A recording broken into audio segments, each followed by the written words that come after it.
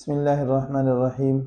اللہ رب العزت قرآن کریم میں فرماتے ہیں انما امرہ اذا اراد شیئا ان یقول لہ کن فیکون، کہ جب ہم کسی چیز کے بنانے کا حکم کرتے ہیں تو لفظ کن کہہ دیتے ہیں، فیکون وہ چیز وجود میں آ جاتی ہے۔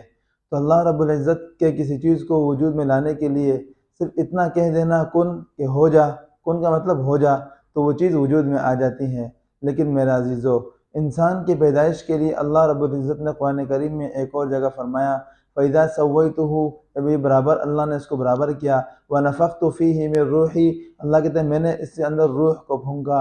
تو میرے عزیزو، انسان کی تخلیق کی نسبت اللہ نے اپنی طرف کی، اور دنیا وما فیہا، ہر چیز کی نسبت اللہ نے لفظ کن کی طرف کی۔ تو میرے عزیزو، بھی انسان کی بہت بڑی ایک خوبی ہے کہ ایک شرف ہے کہ اللہ رب العزت انسان کی نسبت اپنی طرف کر رہا ہے۔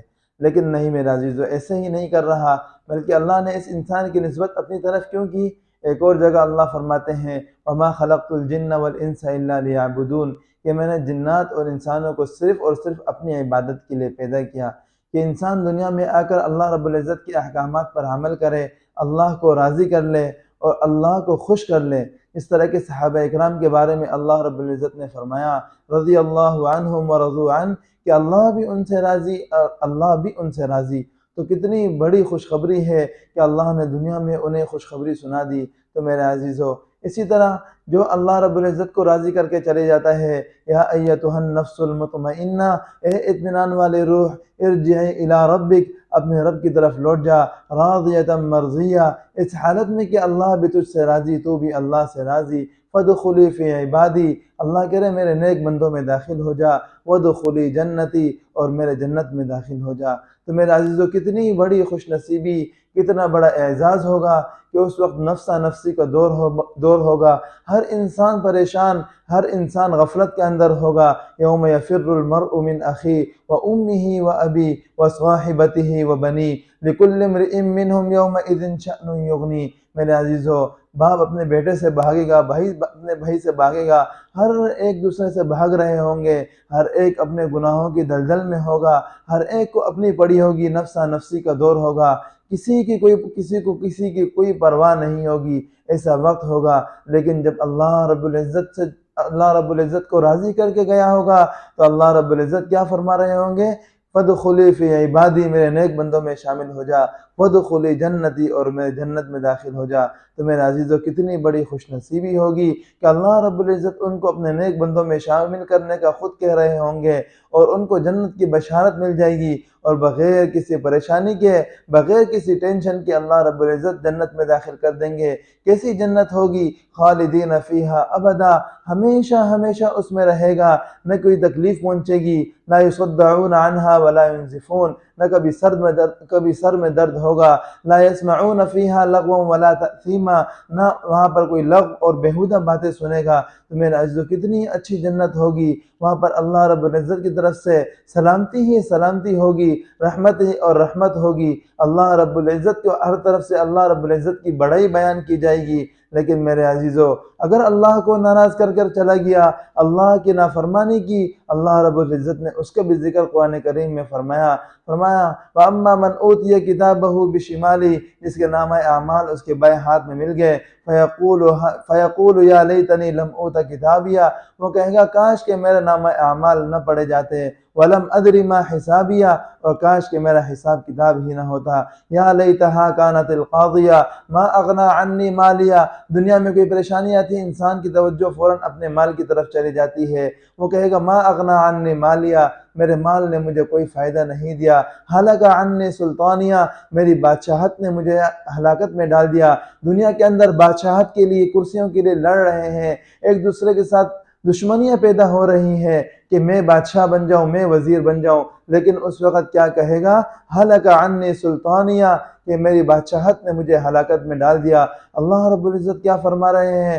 خذوہ، پکڑ لو اس کو، فغلوا ثم الجحیم صلوا، جہنم کی طرف اس کو لے جاؤ، ثم فی سلسلۃ ذرعها 70 ذراعا فاسلکوہ، 70 زنجیروں کے اندر اس کو اللہ جگڑ لیں گے، ثم فی سلسلۃ ذرعها 70 ذراعا فاسلکوہ انہ کان لا یؤمن باللہ العظیم، اللہ رب العزت کیا فرما رہے ہیں کہ لا یؤمن، یہ ایمان نہیں لا رہا تھا، انہ کان لا یؤمن باللہ العظیم، اللہ رب العزت پر ایمان، قرآن پر ایمان، آخرت پر ایمان، قیامت کے دن پر ایمان، یہ ہمارا ایمان ہے۔ اللہ فرما رہے ہوں گے اس پر اس کا ایمان نہیں تھا۔ میرے عزیزو، کتنا خطرناک دن آنے والا ہے، کس کی طرف ہمیں، اس کی طرف یقینی طور پر ہم نے جانا ہے۔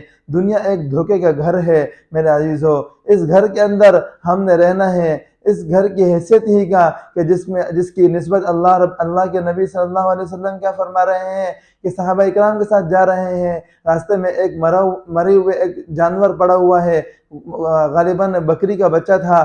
صحابہ اکرام سے مخاطب ہوتے ہیں، کہتے ہیں کہ کون اس کو خریدے گا؟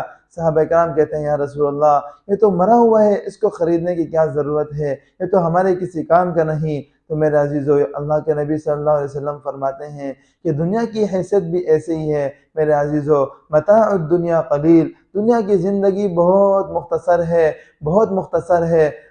دنیا کی زندگی اس طرح ہے جیسے انسان کے راستے میں چلتے ہوئے مسافر کی طرح ہو۔ مسافر جب اپنے سفر میں چلتا ہے تو اپنے سفر میں چلتے ہوئے وہ بھوک بھی برداشت کر دیتا ہے، پیاس بھی برداشت کر دیتا ہے، اپنی تھکن کو بھی صبر کر کے برداشت کر دیتا ہے، تاکہ میں اپنی منزل پر پہنچ کر میں اپنی تھکن کو بھی دور کر دوں گا، اپنی پیاس کو بھی بجھا دوں گا، اپنی بھوک کو بھی مٹا دوں گا۔ لیکن میرے عزیزو، دنیا کی زندگی مسائب، پریشانی، آفات والی زندگی ہے۔ اسی وجہ سے اللہ نے قرآن کریم میں ان پریشانیوں کو دور کرنے کے لیے قرآن کریم میں مختلف آیات لکھی ہے۔ لیکن یہ تو مصیبتوں کا، پریشانیوں کا گھر ہے، یہاں مصیبت بھی آئیں گی، پریشانیاں بھی آئیں گی، کبھی والدین کا غم، دنیا سے چلے جانے کا غم، کبھی اولاد کے دنیا سے چلے جانے کا غم، کبھی کاروبار کی پریشانیوں کا غم، کبھی نوکری نہ ہونے کا غم۔ میرے عزیزو، دنیا کی زندگی غموں والی زندگی ہے۔ انسان سوچتا ہے کہ کوئی بہت بڑی فیکٹری کھولی ہوگی، بڑی سکون آرائش میں ہوگا۔ نہیں میرے عزیزو، نہ فیکٹری میں سکون ہے، نہ دنیا کی آسائشوں میں سکون ہے۔ میرے عزیزو، میرے پیارے محبوب صلی اللہ علیہ وسلم تو چٹائی پر بھی آرام کر کے سو جایا کرتے تھے، لیکن آج ہم بڑے بڑے مہنگے بیڈ پر بھی ہمیں نیند نہیں آتی۔ کیوں میرے عزیزو؟ اللہ کے قرآن کو بھول بیٹھے ہیں، اللہ کے قرآن کو ہم نے پس پش ڈال دیا۔ اللہ نے مسلمانوں کو دنیا کے اندر ذلیل کر دیا۔ دنیا کی زندگی کو، اب دنیا کے اندر آپ ایک نظر دوڑا کر دیکھیں، ساری دنیا کے اندر ایک طرف کفر ہے، ایک طرف اسلام ہے، مسلمان پریشان حال ہے۔ دنیا کے جس ملک میں آپ چلے جائیں، آپ کو مسلمان پریشان حال نظر آئے گا۔ کافر آپ کو ان کے مقابلے میں اچھے کھاتے پیتے اور ہنسی خوشی میں نظر آئیں گے۔ کیوں؟ اس لیے کہ اللہ کے قرآن کو، اللہ کے دین کو، اللہ کے پیغمبر کو بھلا بیٹھے ہیں۔ جب اللہ کو، دین کو بھلا دیا، اللہ نے دنیا کے اندر بھی پریشان کر دیا۔ جس طرح کہ میں نے پہلے بھی عرض کیا تھا، وَمَنْ أَعْرَضَ عَنْ ذِكْرِي، جو اللہ کے ذکر سے، اللہ کے قرآن سے غفلت کرے گا، اس سے اعراض کرے گا، فَإِنَّ لَهُ مَعِيشَةً ضَنْكًا، اللہ اس کی دنیا کی زندگی کو تنگ کر دے گا، اللہ اس کو پریشان کر دے گا۔ وَنَحْشُرُهُ يَوْمَ الْقِيَامَةِ أَعْمَى، اللہ فرما رہے ہم اس کا حشر قیامت کے دن اندھوں کے ساتھ کریں گے۔ وہ کہے گا، قال رب لم حشرتنی اعمى، اللہ میں تو حشر میں اندھا ہوں، وقد كنت بصیرا، دنیا کے اندر تو میرے پاس آنکھیں تھی۔ تو میرے عزیزو، نہ یہ آنکھیں رہیں گی، نہ یہ کان رہیں گے، سب اللہ کو گویائی ہو جائیں گے۔ اللہ رب العزت ایک اور جگہ فرماتے ہیں، اليوم نختم على افواہہم، آج کے دن میں انسان کے منہ پر مہر لگا دوں گا۔